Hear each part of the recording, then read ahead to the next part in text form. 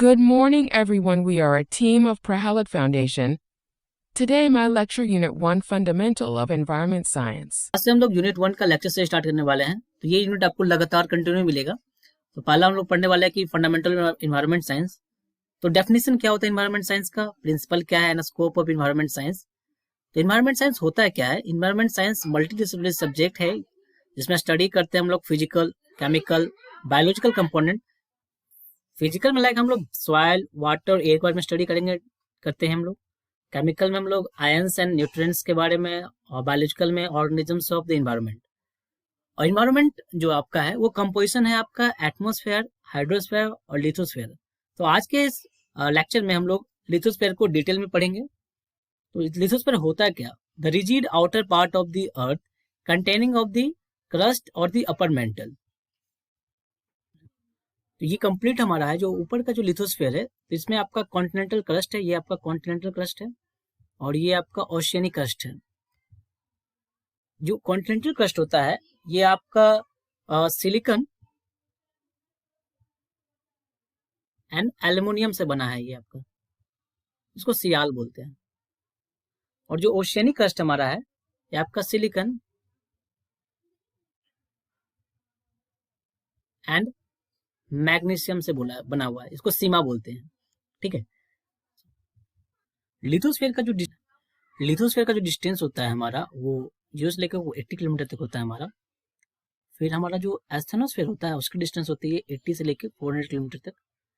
फिर हमारा जो मेंटल हमारा है, इनर मेंटल और आउटर मेंटल, जो डिस्टेंस हमारी कवर करती है 400 से लेके 2900 किलोमीटर। और जो मेंटल में जो एलिमेंट होते हैं हमारे आयरन और मैग्नीशियम होते हैं। और जो कोर हमारी होती है वो 2900 से लेके हमारा 6378 किलोमीटर होता है, जिसमें आपका निकेल और आयरन होता है हमारा। जो कॉन्टिनेंटल क्रस्ट होता है हमारा वो थिकर होता है, जिसकी डिस्टेंस जो होती है हमारा 0 से लेके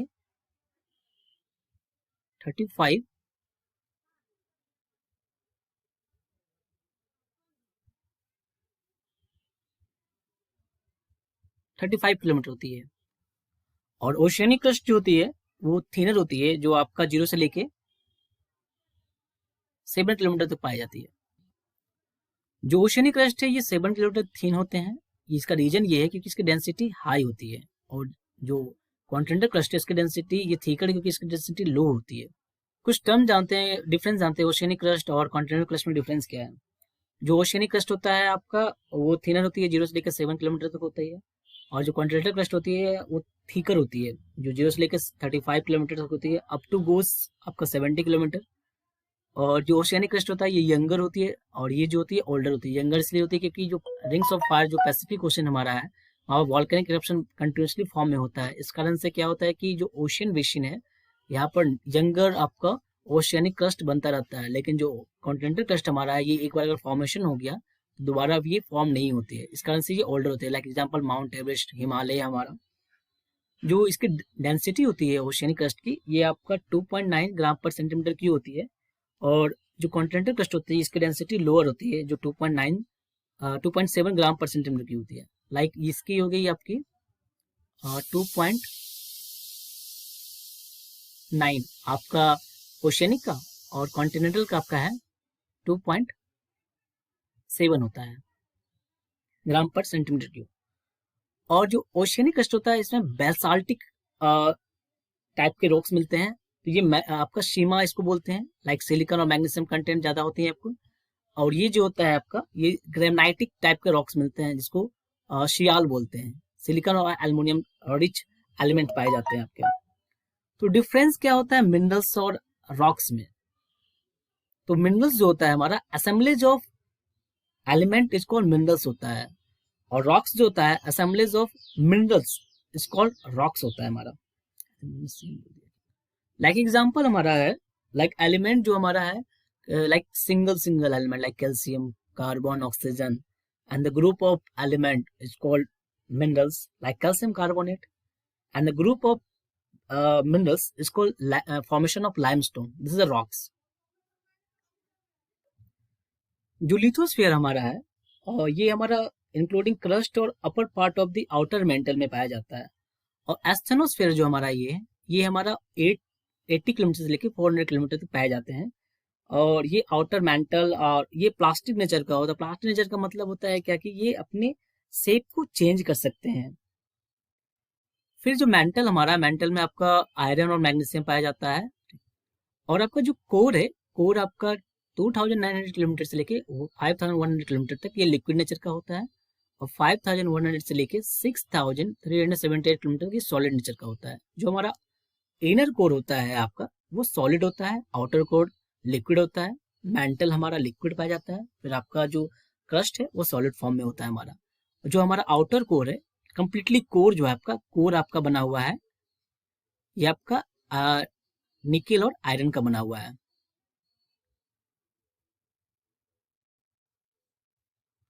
ये हम लोग पढ़ चुके हैं। लिथोस्फेयर जो होता है वो रिजिड होता है, एस्थेनोस्फेयर होता है प्लास्टिक होता है। फिर मीजोस्फेयर, मीजोस्फेयर आपका पूरे मेंटल में आपका आता है। लाइक यहाँ आपको दिख रहा है, इस लेयर से लेके इस लेयर तक आपका, इसको मीजोस्फेयर भी बोलते हैं, मेंटल को मीजोस्फेयर भी बोलते हैं। ये रिजिड होता है। आउटर कोर हमारा जो होता है वो लिक्विड होता है, और हमारा जो इनर कोर होता है वो सॉलिड होता है। ये भी पढ़ चुके हैं। कॉन्टिनेंटल क्रस्ट हमारा 0 से लेके 75 किलोमीटर, और ओशियनिक क्रस्ट हमारा 0 से लेके 10 किलोमीटर तक। अपर मेंटल हमारा 10 से लेके 400 किलोमीटर तक। ट्रांजिशन जोन 400 से लेके 65, मतलब ये आपका मेंटल का ये पूरा कैरेक्टराइज किया गया, यहाँ से लेके यहाँ तक मेंटल का पूरा लिखा गया यहाँ पर। जैसे ट्रांजिशन जोन होता है आपका, लोअर मेंटल हो गया, डी लेयर होता है हमारा। फिर आउटर कोर हमारा है, रफली हम लोग 2900 लेते हैं, यहाँ पर 2890 लिया गया है।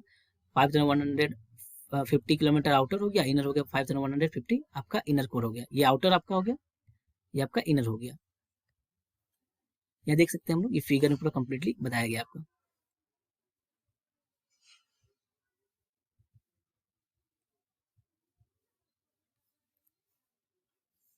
ये हमारा पहला एटमॉस्फेयर, क्रस्ट।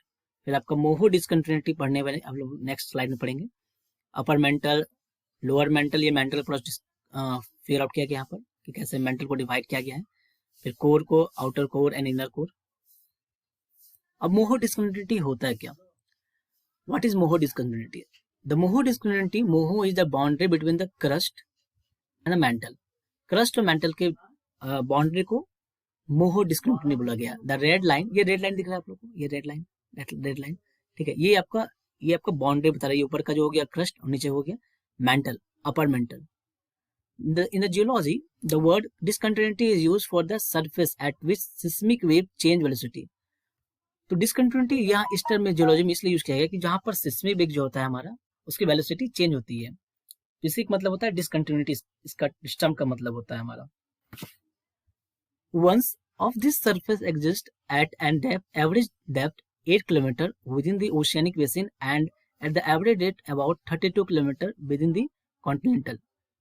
तो हमारा जो ओशियनिक होता है वो 8 किलोमीटर तक आपका जो डिफरेंस होता है क्रस्ट और मेंटल का, तो ओशियन में हमारा 8 किलोमीटर तक होता है।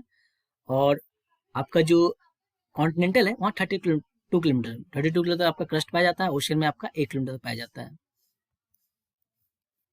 अब लोग डिसकंटिन्यूटी बेस पे पढ़ने वाले हैं कि कहाँ पर सिस्मिक वेग का जो होता है वो डिफरेंसेस होती है हमारा, ठीक है। तो सबसे पहले हम लोग लेमन देखते हैं। जो डिसकंटिन्यूटी करता है हमारा आउटर कोर और इनर कोर।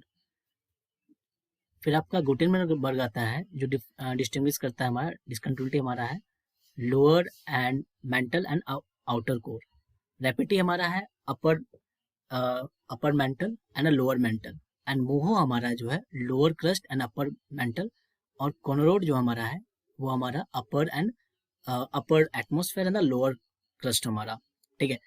एक चीज हम इसे याद कर सकते हैं कि जैसे लाइक जो कोर हमारा ना, कंप्लीट कोर हमारा, ठीक है, जैसे लेमन से याद कर।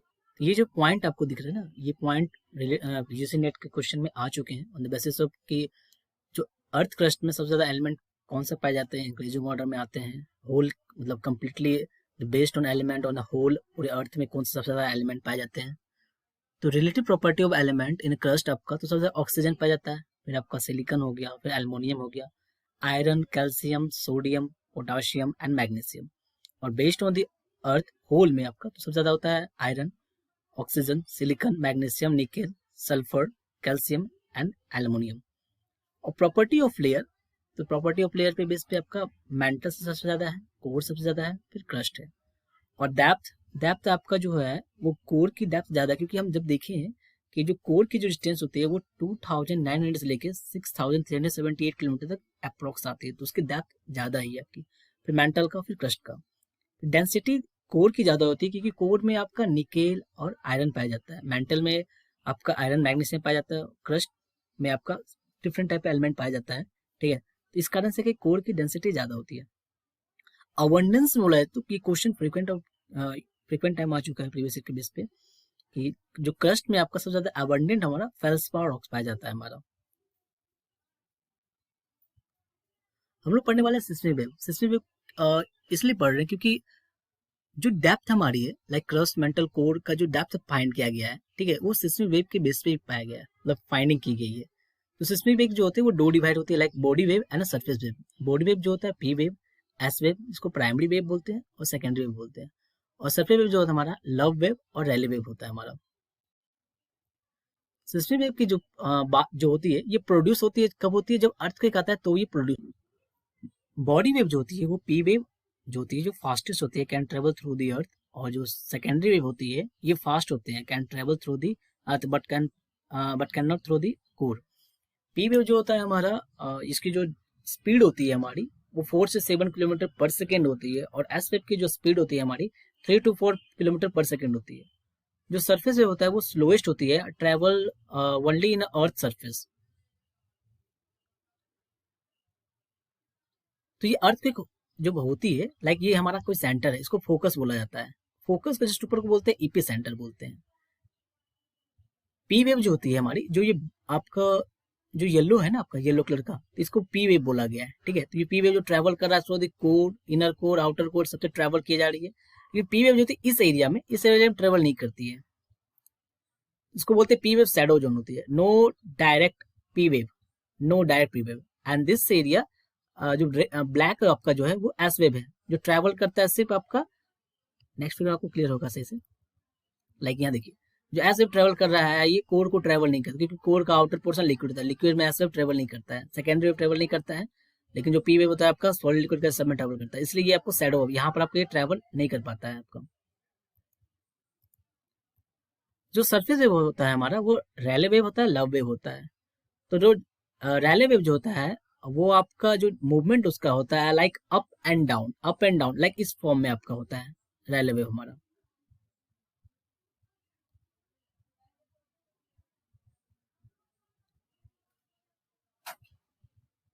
और ये कंटिन्यूस फॉर्म होता है, लाइक चैन फॉर्म में होता है आपका ये, ठीक है।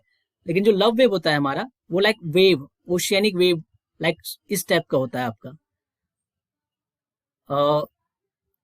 स्लोअर होते हैं बॉडी वेव से, ठीक है, स्लोअर होते हैं बॉडी वेव से। और ये जो रोलिंग होती है, ये रोलिंग आपका होता है रैले वेव, और साइड बाय साइड मूवमेंट जो होता है हमारा ये लव वेव होता है। जो भी हमारे अर्थक्वेक आते हैं तो उसमें हमारा सरफेस वेव का ही बहुत बड़ा रोल होता है, कोई भी बेस बिल्डिंग को डिस्ट्रॉय करने का। और सबसे ज्यादा जो डिस्ट्रॉय करता है आपका वो रैले वेव करता है, क्योंकि ये स्लोएस्ट होते हैं सबसे ज्यादा। अगर बेस वेलोसिटी के बेस पे देखा जाए तो सबसे ज्यादा जो ट्रैवलिंग जो स्पीड होती है वो पी वेव की होती है, फिर हमारा एस वेव का होता है सेकेंडरी वेव, फिर हमारा एल वेव, फिर हमारा आर वेव। यूजीसी नेट में ये क्वेश्चन फ्रीक्वेंट टाइम आ है कि which wave has the highest velocity, तो पी वेव का होता है यहाँ पर। तो देख सकते हैं यहाँ पर जो पी वेव होता है यहाँ पर कंप्रेशन वेव होता है, और एस वेव जो होता है सीयर वेव होता है। लाइक वन पोर्शन से फिक्स रखते हैं और यहाँ पर पुल करके होल्ड फ्री करते हैं तो ये कंप्रेस होता है, और सेकेंड आप वन हैंड से लाइक वेव फॉर्मेशन यहाँ हो रहा है आपका। तो यहाँ पे देख रहे हैं कि बैकग्राउंड वाइज हम लोग एम्पलीट्यूड के बेस पे देख रहे हैं कि लाइक बैकग्राउंड जब स्टार्टिंग होती है अर्थक्वेक तो कोई भी आपकी एम्पलीट्यूड 0 आपकी है, पी वेव की हल्की सी एम्पलीट्यूड बढ़ती है, एस वेव का एम्पलीट्यूड आपका पी वेव से ज्यादा है, और सरफेस वेव का एम्पलीट्यूड बहुत ज्यादा है। इसका आंसर ये होता है जो फाउंडेशन बिल्डिंग होती है उसे सरफेस वेव बहुत इजीली डिस्ट्रॉय करता है। तो सबसे ज्यादा जो डिस्ट्रॉय करता है वो आपका रैले वेव करता है, क्योंकि जो उसकी स्पीड होती है सबसे कम होती है, जो जितनी कम स्पीड होती है वो उतना ज्यादा डिस्ट्रॉय करता है। अर्थ को हम रिक्टर स्केल में नापा जाते हैं। Thank you everyone, have a nice day.